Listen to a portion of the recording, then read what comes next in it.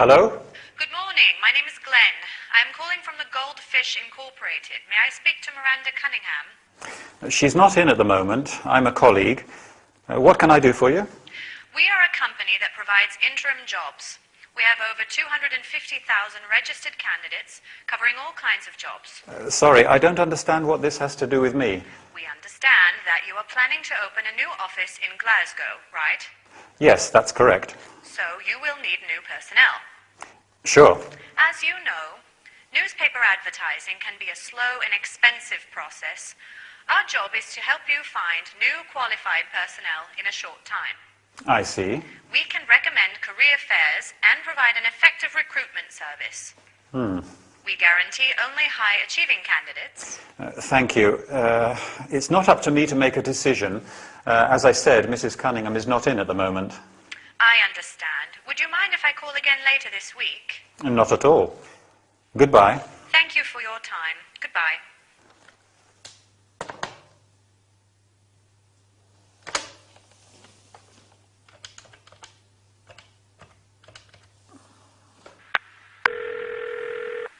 Hello, the Sentinel. How can I help you?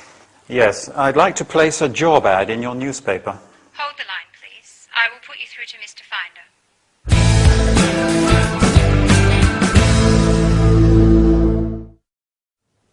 Hi, are you ready for a very useful workout? We are going to talk about selling on the phone, job offers, and so on. Quite an interesting subject, right?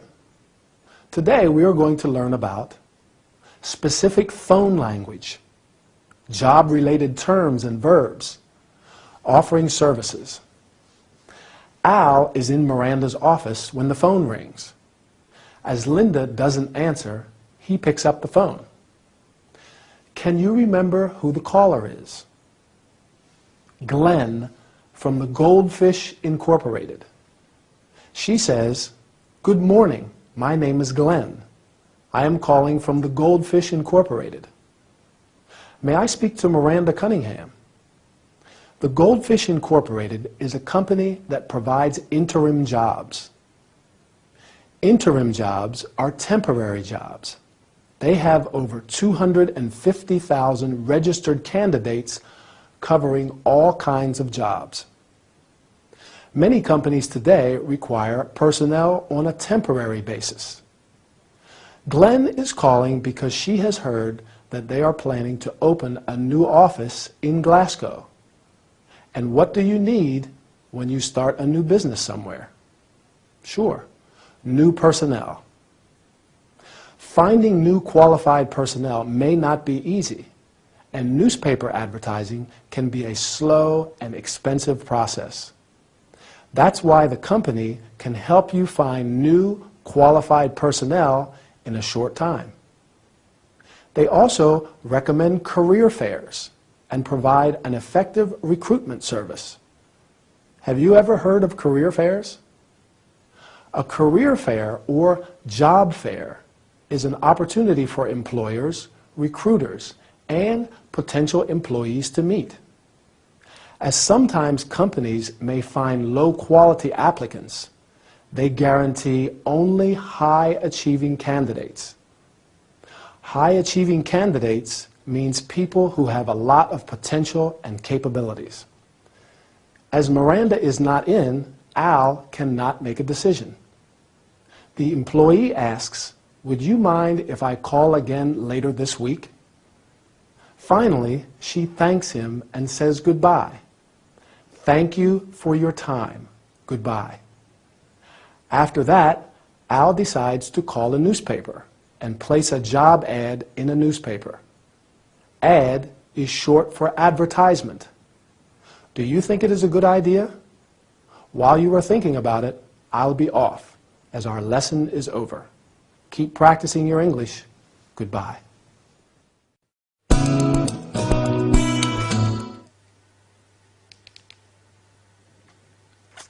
Oh, I almost forgot. Miranda is in court and has asked me to check her emails. Okay, Miss Adams. Dear Mrs. Cunningham, I wish to inform you that another unpleasant event has occurred and, let's see, this one. Hi, Miranda. I would like to know the dates and location of the conference on bioethics and health law. Thanks a lot, Janet. Send email to Janet as soon as possible. Oh, help. I have to send an email to all the colleagues. I must tell them that there will be no internet connection from 10 to 12 today. Subject, internet connection failure. Dear colleagues, I am writing to inform you that due to technical problems, there will be no internet connection from 10 to 12 this morning. Let me apologize for the inconvenience. The IT department has guaranteed that by 12, everything will be back to normal. If you have any questions, please feel free to contact extension 335 IT Services. Thank you for your attention. Kind regards. Postscript. I know you are going to hate me. 2 hours without the internet. But it's not my fault. I am just a personal assistant, and there's nothing I can do about it. Lots of kisses. Your friend, Linda. I'm afraid I can't send it like this. Okay, let's write something serious. Miranda would kill me if I sent something like this.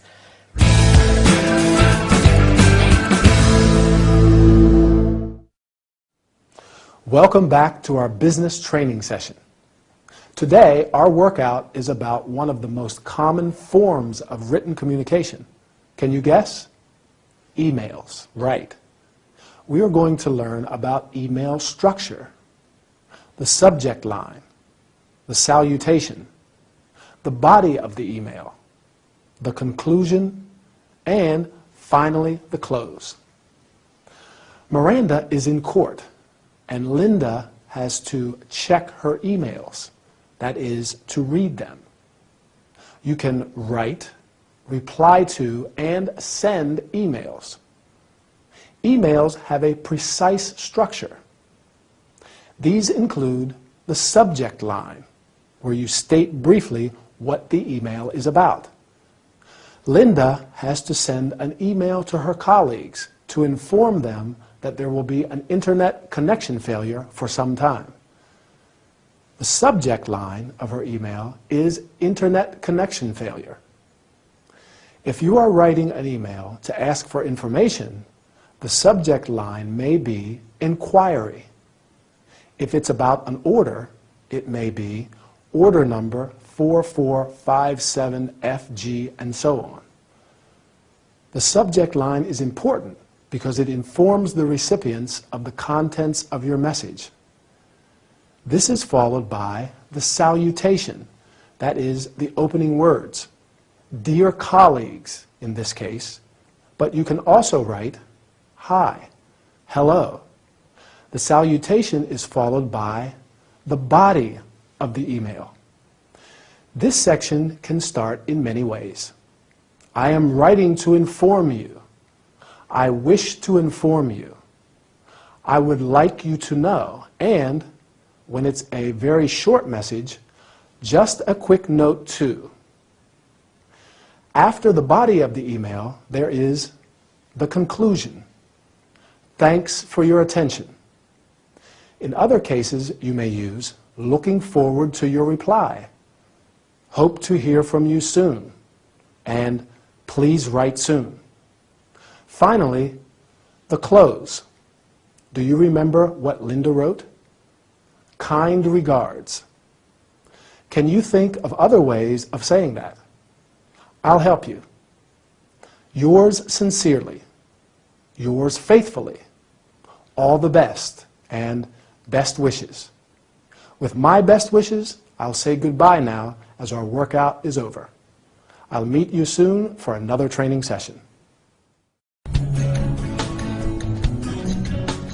Adriana, have I told you about the photos for the magazine? What photos? What magazine?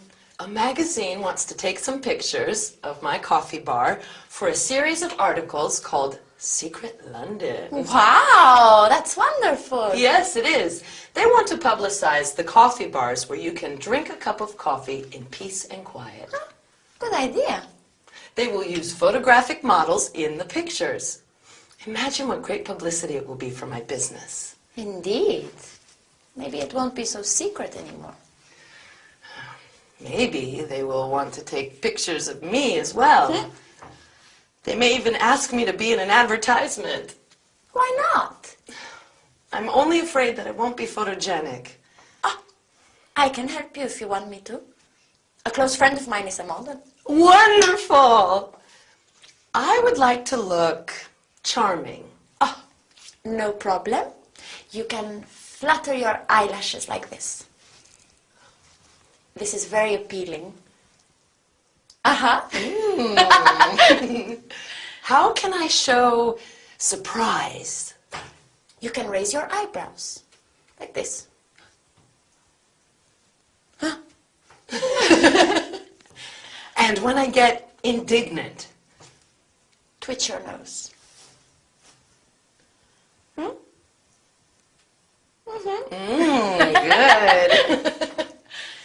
And what about self-satisfaction?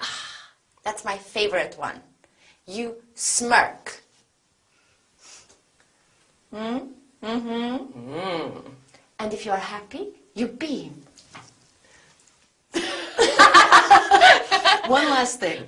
How do I show disapproval? Easy. You sniff. It's very effective. Well, I hope that's not necessary. Yeah!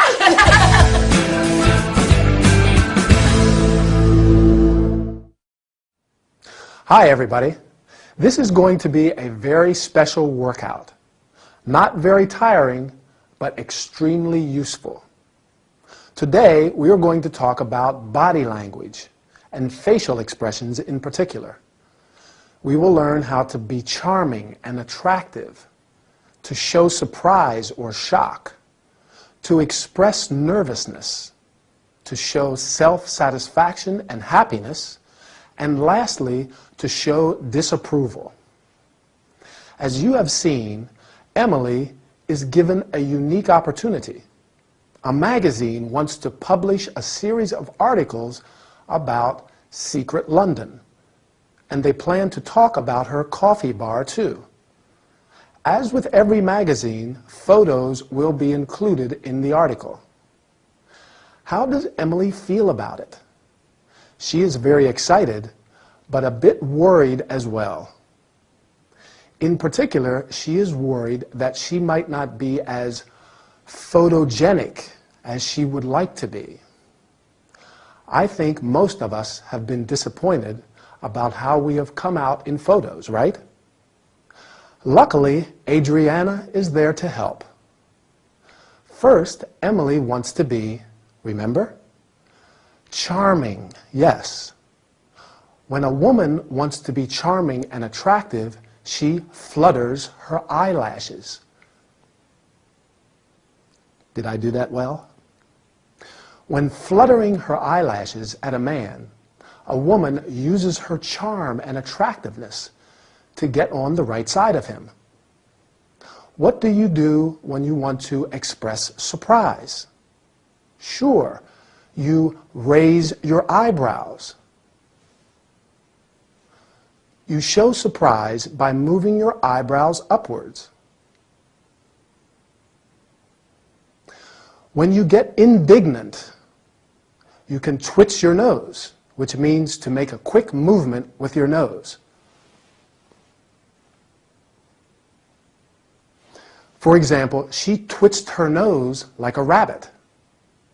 Sometimes you may wish to express satisfaction, so you can smirk. A smirk is a smile that expresses satisfaction or self-satisfaction. And when you are happy, you beam, sure. For example, she beamed with delight at his remarks. Finally, to sniff. To sniff at something means to wrinkle your nose in an unpleasant way, showing your low opinion of something or someone. Well, I hope you found this lesson interesting enough. Bye, and see you next time for another training session. Felicity, you look great today. Come on, Felicity. I can't believe you haven't got a host of admirers. I have a host of people that get on my nerves. Get on your nerves? How come? Yes.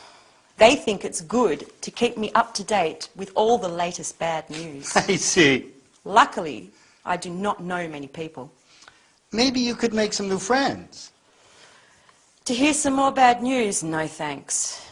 Felicity, Yes. have you ever tried doing some yoga? Yoga? No. I think yoga could really help you. How? Yoga promotes health and happiness by working on the mind, body, spirit. You will start by asking yourself some really important questions, such as, am I satisfied with what I'm doing? I don't have to do yoga to know that. Yoga teaches you that happiness does not depend on external events. What does it depend on then? It is a completely new perspective. You learn to be happy now, to turn despair into joy. That's really hard to believe. The main form of yoga practiced in the West is Hatha yoga.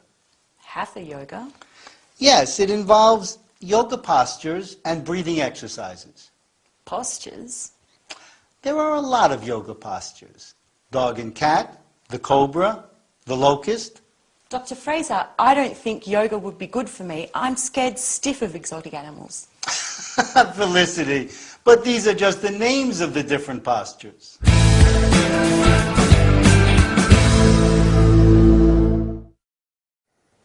Hi.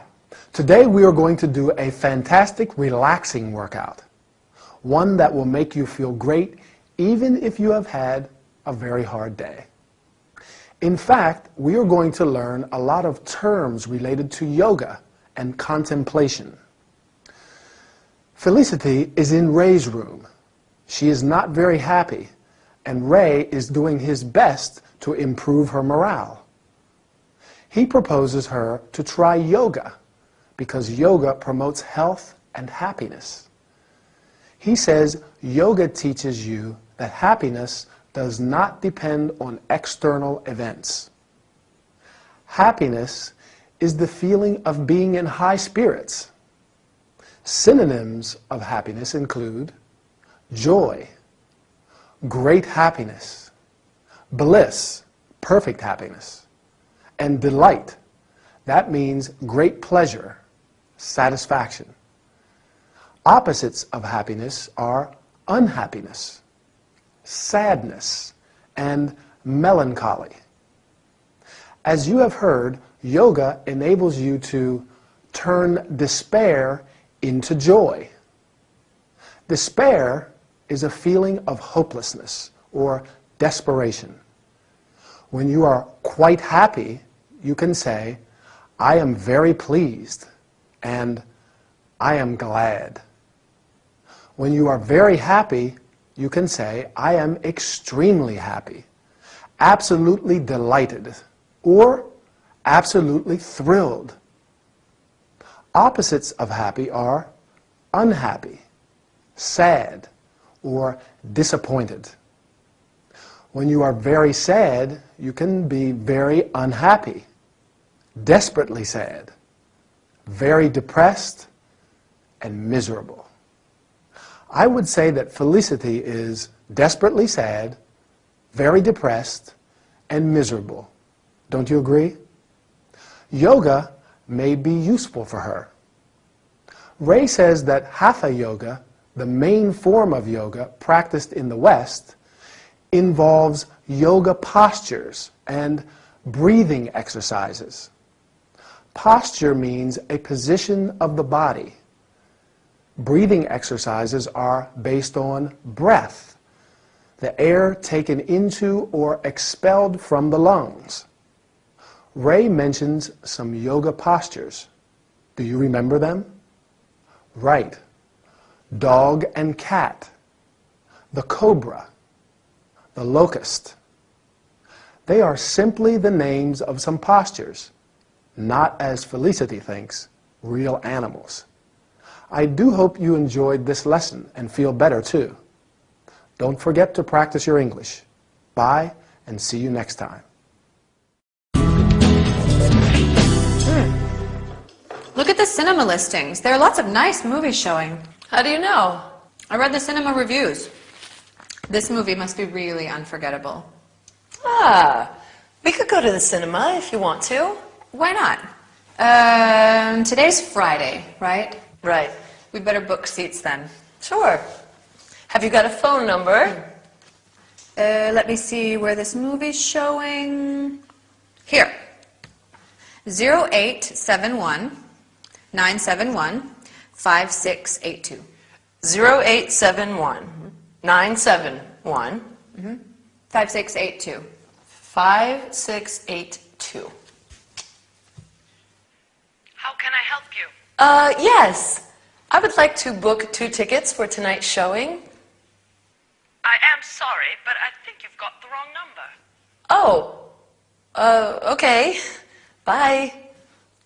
You must have given me the wrong number. I don't think so. You dialed the wrong number. Okay, try this one. 0871 971 5587. Okay. Thank you for calling the Apollo Leicester Square. For details about movies now showing, press 1. To book tickets, press 2. To talk to customer service, press 3. Oh, my. I hate all this. Thanks for calling the Apollo Leicester Square. Your call is in a queue. Please hold on until one of our operators is free. We are sorry to keep you waiting. Next time we go out to have pizza, okay? Pizza. Sure. This is Mary speaking. How can I help you? Yes, I want to book 2 tickets for tonight's showing at 8:30. Can you give me your name and credit card number, please? Oh, sure.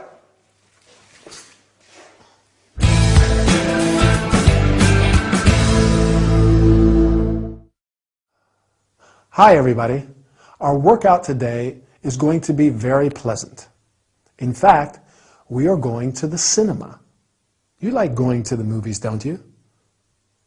However, sometimes you may have to book the tickets by phone, and that's not always easy. We will learn about how to book tickets by phone, how to say that a phone number is wrong, and about telephone messages. Lucy and Emily have decided to go to the cinema. Lucy has seen the cinema listings. That is, the list of movies that are showing. She reads the cinema reviews or comments on the movies. As there is a nice movie showing, they decide to go. But it's Friday, right? And it's better to book the tickets beforehand. Lucy finds a phone number, and Emily makes the phone call. Unfortunately, she dials the wrong number, and the person who answers says, "I am sorry, but I think you've got the wrong number." Sometimes you may want a specific person. So the answer could be, "I am sorry, there's nobody of that name here." Fortunately, Lucy finds another number. This time there is a recorded message. "Thank you for calling the Apollo Leicester Square. For details about movies now showing, press 1. To book tickets, press 2. To talk to the customer service, press 3. Since there is not always someone on the other end, it is important to learn to understand phone messages. When Emily dials the number, there is another recorded message. Your call is in a queue. Please hold on until one of our operators is free.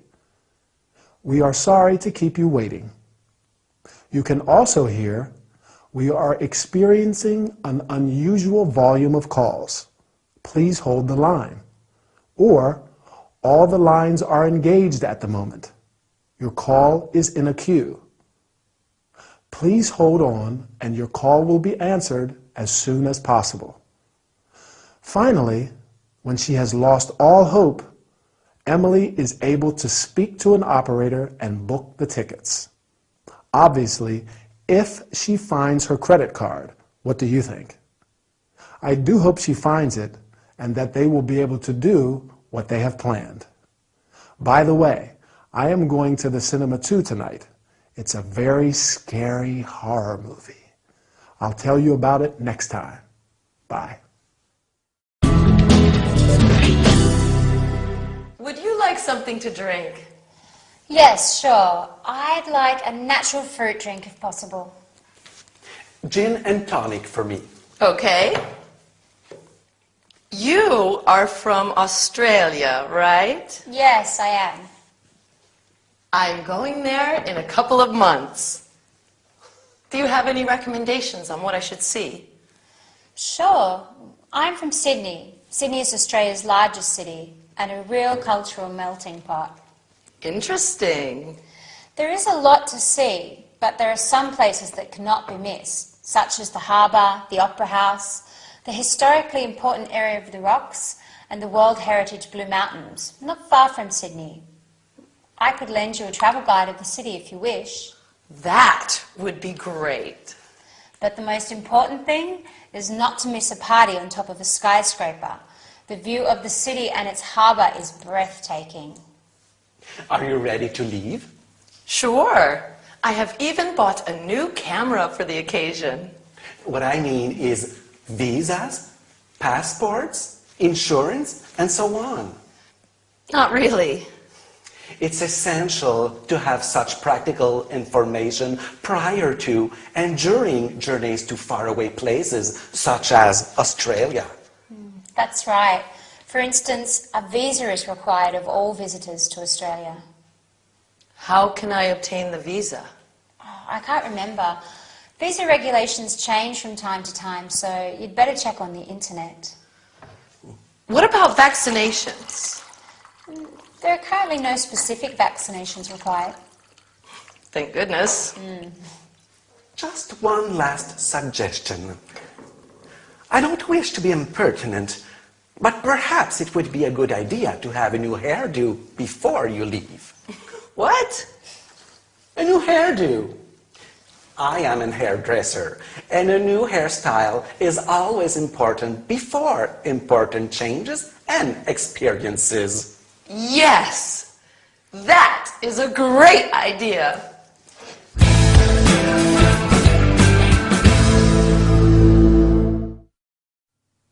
Hi, are you ready for another workout with me, Anthony? I hope so, because today we're going to travel to a faraway country. How exciting.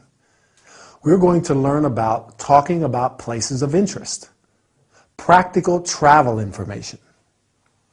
Emily is about to go to Australia.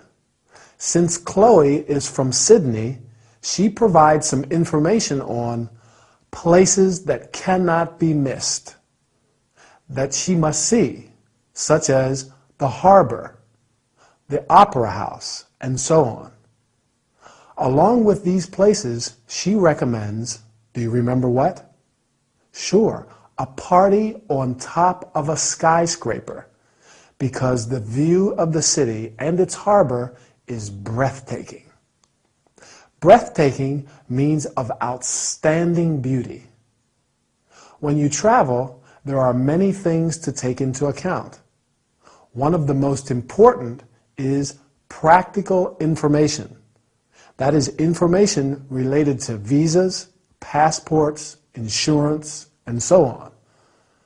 This practical information is particularly important when traveling to faraway places, such as Australia.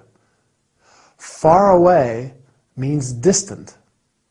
First, you have to check if your passport is valid. Then you should check if a visa is required. Chloe says that a visa is required of all visitors to Australia.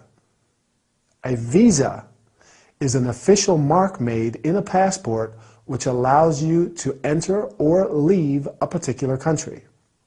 For example, you can say, I traveled to Argentina on a tourist visa. There are two main kinds of visa, a tourist visa and a work visa. A tourist visa usually lasts for a few months, while a work visa lasts longer, but it is much more difficult to obtain. Visa regulations change from time to time, so you'd better check on the internet. It is indeed wise to check the internet for visa and other types of regulations as well. Another very important aspect to take into account is health information.